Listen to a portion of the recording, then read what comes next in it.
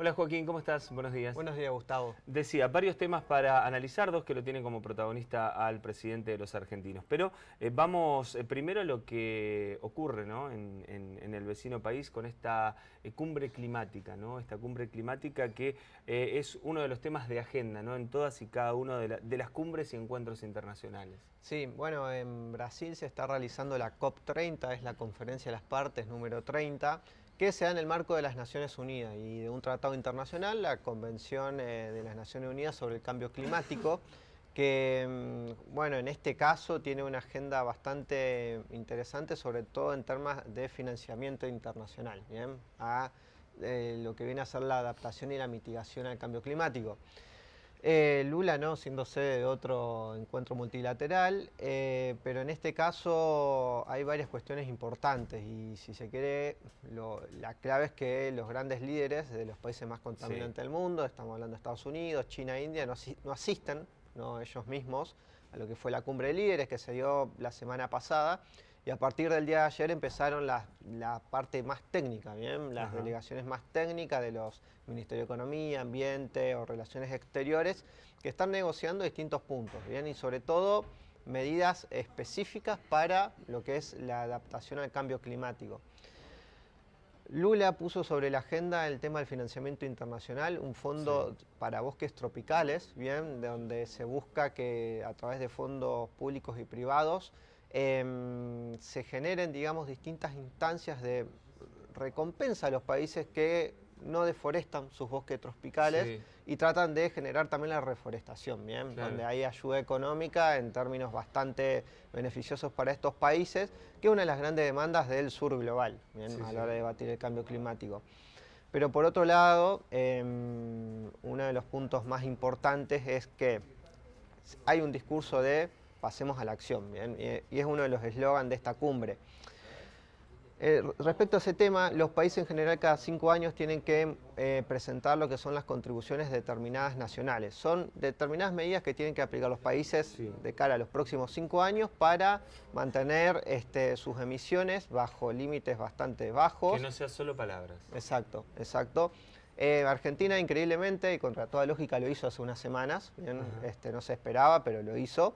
Pero de 198 estados parte, donde uno es la Unión Europea, más o menos hasta hace unos días antes del evento, 70 países nomás presentaron sus contribuciones. Y esto se tendría que haber presentado por todos los países para febrero de este año. Bien. Entonces marca cierta lentitud del sistema internacional respecto a la agenda climática. Y ahí volvemos siempre al mismo punto de las grandes potencias. Fueron las que, y esta es parte del discurso global, del sur global y de China, ¿bien? De que los países, sobre todo occidentales, se desarrollaron a costa de la contaminación ambiental, con su proceso de industrialización, y de que hay una especie de responsabilidades compartidas, ¿no? De que todos los países contaminan, pero diferenciadas por el tiempo. Primero empezaron los países occidentales, son los países desarrollados ahora están todos los países en vía de desarrollo queriendo alcanzar eso, pero los países desarrollados están tratando de establecer medidas restrictivas a la hora de qué modelo de desarrollo económico hay que ponerse, ¿no? Y siempre está ese tira y afloje. Y el gran problema de esta cumbre es que no hay ningún líder que quiera traccionar o ponerse sobre su espalda todo el liderazgo climático, tanto en términos de financiamiento como también de algunos costos. ¿Bien? Está bárbaro hablar del cambio climático, pero bueno, ahí al momento de entrar a la acción y decir, bueno, yo llevo el estandarte, miran todos para otro lado. Sí, porque uno pensaría que podría llegar a ser China, que es un país que contaminó bastante y sigue contaminando bastante, pero está haciendo una gran transición tecnológica a energías renovables. Pero tampoco quiere tomar ese rol de liderazgo, lo ve como demasiado costoso y ve que si no cumple con determinadas medidas o no toma ese liderazgo, no tiene demasiados costos a la hora de su política exterior. Está mucho más enfocado en su propio desarrollo económico y en lo que es la amenaza estadounidense. Bueno, veremos, ¿no?, cómo termina esta reunión para hablar del cambio climático, un tema de agenda, un tema que a todos les gusta hablar, pero que nadie se hace responsable y nadie quiere ir un pasito más atrás. Más adelante, ¿no? Esa es la realidad. Sí, sí. No importa el país que sea, ninguno quiere dar ese paso. Sí, sí, y bueno, Argentina por lo menos parecía que no iba a enviar una delegación, pero envió una pequeña delegación. El año pasado lo que sucedió es que la delegación argentina se retiró en el medio de las negociaciones, cuando no iba de acuerdo a los intereses nacionales, que bueno, ya sabemos, digamos, que la posición argentina suele estar en contra, ¿no? Sí. De estos foros multilaterales de cambio climático. Por lo menos este año se envió una pequeña delegación, un estado vegetativo muy pequeña para la gran cantidad de temas que se van a discutir. Pero bueno, lo cierto es que también Argentina está, en cierto modo, una posición muy similar a Estados Unidos, mirando de reojo Sí. lo que pasa. Bueno, y hablando de Argentina, vamos a hablar de Milei y de su agenda. Primero con su paso por Bolivia con la asunción del nuevo presidente. Sí, bueno, Milei, ¿no? En su rol más protocolar, después de lo que fue la gira a Estados Unidos, asistió a La Paz, ¿no? A lo que es la asunción justamente de Rodrigo Paz, el nuevo presidente. Este presidente por ahí más de centro, si bien históricamente fue de centro-derecha, se tuvo que mover mucho más al centro para captar los votos de la izquierda de Bolivia. Ajá.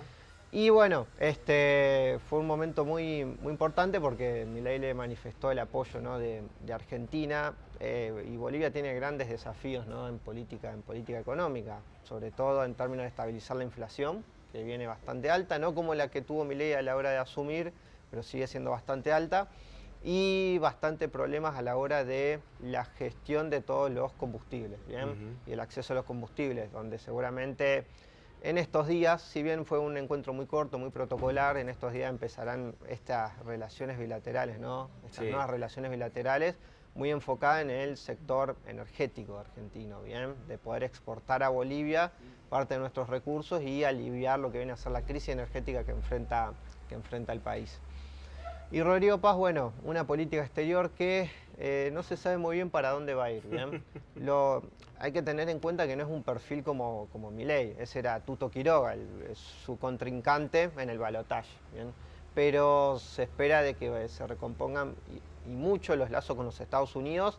Ya en este pequeño periodo de 3 semanas de transición, hubo bastante apoyo del Departamento de Estado, bien, de los Estados Unidos, varios de sus funcionarios estuvieron presentes en Bolivia y Rodrigo Paz también se reunió con bastantes organismos multilaterales, el Banco Interamericano, el Banco Mundial, lo que le permitió también ir conformando una estructura, ¿no? Como para ir adquiriendo crédito a nivel internacional, porque también le están faltando divisas como nosotros, ¿bien? Y es muy probable que nuestros equipos económicos técnicos, posiblemente, si es parte de la agenda de Milei, tengan ahí un incentivo como para acercar a Argentina a Bolivia, ¿bien? Nuevamente. Bien, este es uno de los temas. El otro nos lleva a hablar también de Javier Milei, pero en este caso la mirada de quien nos representa en Washington de lo que fue, ¿no? La gira de Javier Milei por Estados Unidos. Sí, bueno, esta gira también fue muy importante, dependiendo qué viaje consideramos, porque hay uno personal de Milei. Este ya sería el viaje número 13 o 14, ¿bien? Si consideramos ahí un viaje personal de Milei a los Estados Unidos, por lejos, el país número 1, el que más visitó. Y lo importante es que visitó Miami y luego Nueva York. La agenda más importante estuvo en Nueva York. En Miami estuvo, bueno, en un evento con Lionel Messi, por ejemplo, en el American Business Forum, donde, bueno, tuvo ahí un discurso bastante triunfalista y ya dejando entrever lo que iba a ser parte de su agenda en Nueva York, ¿no? Donde ya empezó a mostrar lo que van a ser los nuevos paquetes de proyecto de ley, ¿no? De reforma, tanto la previsional como la laboral. Y luego ya en Nueva York, donde sí fue el epicentro de su agenda, se reunió con grandes empresarios estadounidenses, los CEOs de empresas mineras, tecnológicas, bien, y del agro, donde fue una cena, ¿no? Y él presentó su plan, y esto es interesante, para los próximos 6 años. Bien, ya no solamente los próximos 2 años, sino que ya agregó 4 más, viendo ya la posible reelección y cuáles van a ser los lineamientos para esa tercera y cuarta fase, ¿no? De lo que es su plan económico. Y bueno, según se dejó filtrar, varios de los empresarios terminaron muy contentos y quedaron, digamos, no esperaban, digamos, tanto detalle respecto a lo que iba a ser el plan económico a largo plazo, bien, como para 2 presidencias de Javier Milei. Lo cierto es que, bueno, todo parece indicar que los lazos económicos con Estados Unidos se van a profundizar aún más, sobre todo. La semana pasada hablábamos de Pablo Kirchner, el canciller. Exacto. ¿Bien? Y había una figura muy importante que era Guillermo Francos, el ex jefe de gabinete. Que ya no está. Que ya no está. Él era el vínculo con China. Él era el único representante del gobierno que tenía reuniones con las empresas chinas, justamente las represas del sur, Sí. varias que tenían proyectos en las plantas nucleares, esa central de investigación espacial que iba a estar en San Juan, pero se rompieron todos los vínculos e incluso Karina Milei iba a viajar a China, una feria comercial, pero decidió ir a Estados Unidos. ¿Bien?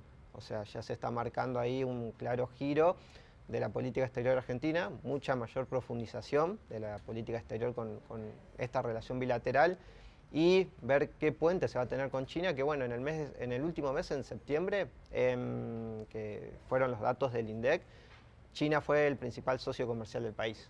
¿Bien? O sea, no es algo menor. Y bueno, hay algunos desafíos, como por ejemplo, qué va a pasar con el mercado de las carnes, ya que Donald Trump negoció por fuera, ¿no?, el acceso del mercado chino para sus propios productos ganaderos. Bueno, así está, ¿no? Argentina hacia el mundo y también uno de los temas centrales, ¿no?, de agenda, que es, lo decíamos y lo tratábamos al principio, este cambio climático que se está tratando en Brasil. Joaquín, como siempre, gracias por ayudarnos a comprender y entender qué pasa fuera de las fronteras de la República Argentina. Nos encontramos la semana que viene. Nos vemos el próximo.